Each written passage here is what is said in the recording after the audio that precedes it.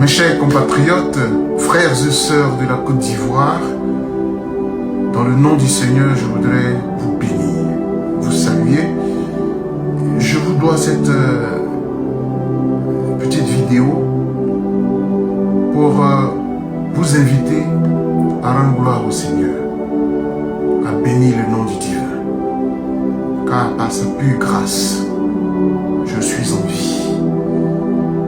J'ai pu sortir de la Côte d'Ivoire miraculeusement pour me retrouver aux États-Unis d'Amérique.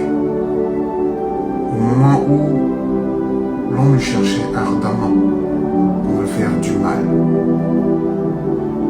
qu'ai-je fait de mal?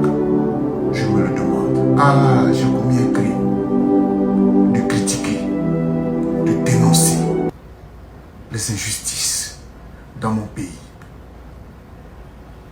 Je vais bien, à sa grâce. Je me porte bien. Pour que ce soit clair dans l'esprit de tout le monde, je rappelle que c'est le lundi de Pentecôte, lundi 9 juin, que mes amis et moi de la PEXI et au nom de la FIDO, nous avons décidé de faire une autre conférence de presse. Parce que regardez très bien ce que traverse notre pays. Et encore une fois, nous avons dénoncé ce qui se trame dans notre pays. Une élection, c'est la liberté aux citoyens, au peuple, de choisir ses dirigeants. Cette élection est pipée. Alors que les uns veulent faire d'autres mandats de plus, ils ferment tout, ils verrouillent tout. Et l'élection n'est pas objective, n'est pas transparente. Pour prévenir ce qui pourrait advenir, c'est ma mission que Dieu m'a confiée. Dénoncer, alerter, interpeller la communauté internationale, tout le monde. C'est ce que je ne sais que faire. C'est ma mission, c'est ma vocation de défenseur des droits de l'homme. Jamais je ne prendrai les armes contre mon pays. Jamais je ne soutiendrai quiconque prendrait les armes contre ma patrie. J'aime mon pays. J'aime la vérité, j'aime la justice. C'est ce que Dieu a mis en moi. Alors, cette vidéo a commencé à faire des vagues. En me traitant de pyromane, en me traitant de tous les noms, en réveillant les vieilles vidéos de 2020, tous, pour m'abattre. Les commentaires sont clairs, éloquents. Dr Boga est devenu l'homme à abattre. Des amis et des frères à qui je ne cesserai de dire merci m'ont appelé de partout, de la Côte d'Ivoire, de l'extérieur, mes collaborateurs de l'extérieur, me demandant de partir, de partir, de partir.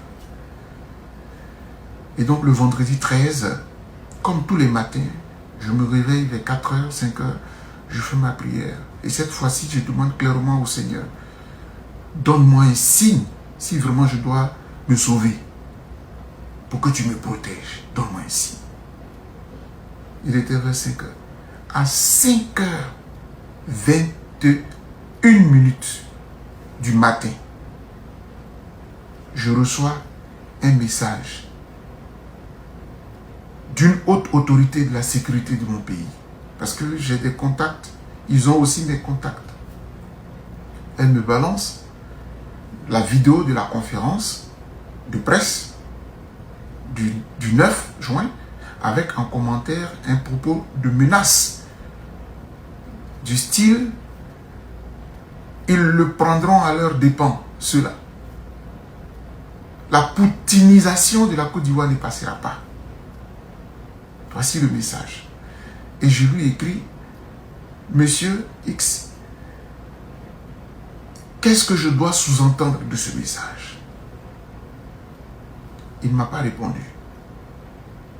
Moi, ma réponse, c'était à 5h41.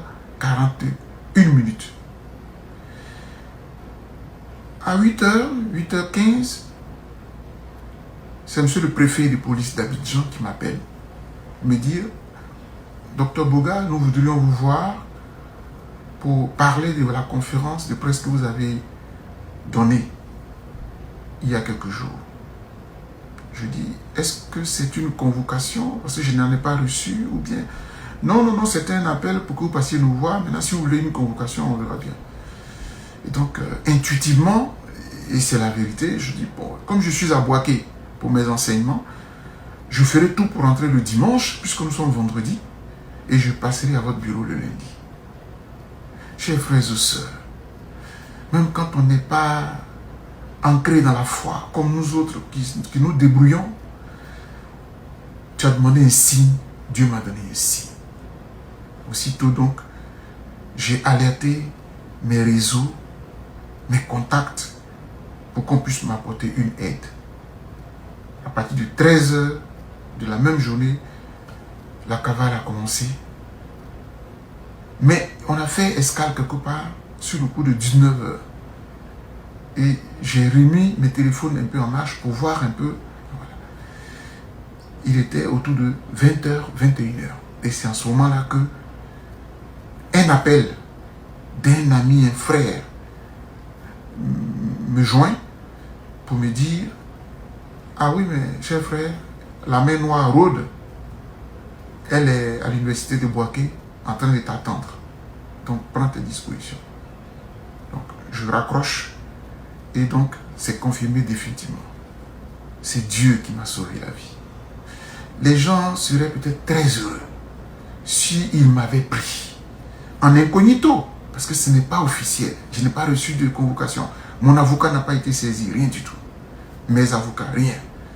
Si on m'avait pris, peut-être que je ne serais plus des vôtres, peut-être que je ne serais plus vivant, peut-être que je serais torturé, peut-être que je serais emprisonné si j'avais encore de la chance.